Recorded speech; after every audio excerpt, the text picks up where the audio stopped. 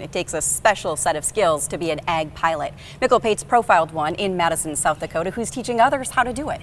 Shauna, there's 4,000 spray pilots in the country and only 4 schools that teach them how to do it. Longtime instructor Morris Riggin gave me a bird's eye view, and it was quite a trip. Clear. I was flying before my feet would reach the pedals. Morris Riggin has been teaching ag pilots since he was 19.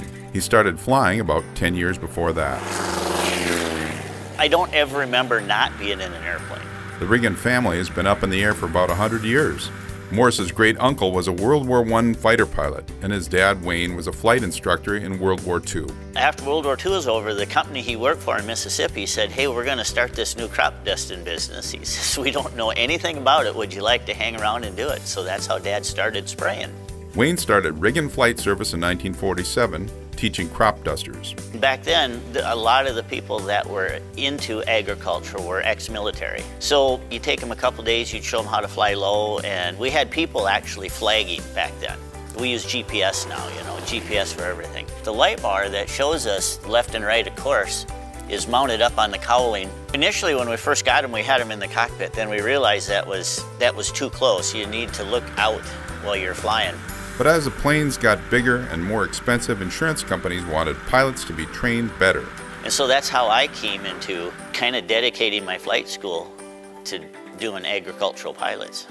There's no graceful way to do this. You've got to be pretty fit to do this. Just get into the plane. Ag aviation takes many specific skills for safe operation in a business with no margin for error.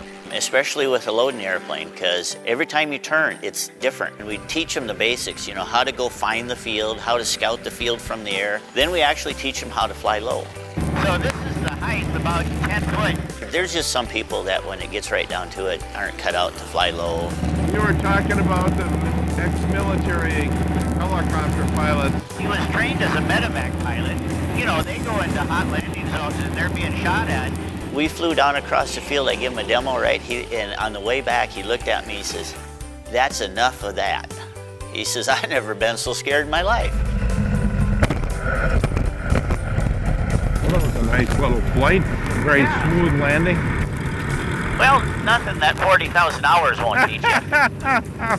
Riggin Flight Service teaches about 20 new ag aviation students a year in an industry that could use about 200. For Ag Week, this is Mikkel Pates at Madison, South Dakota.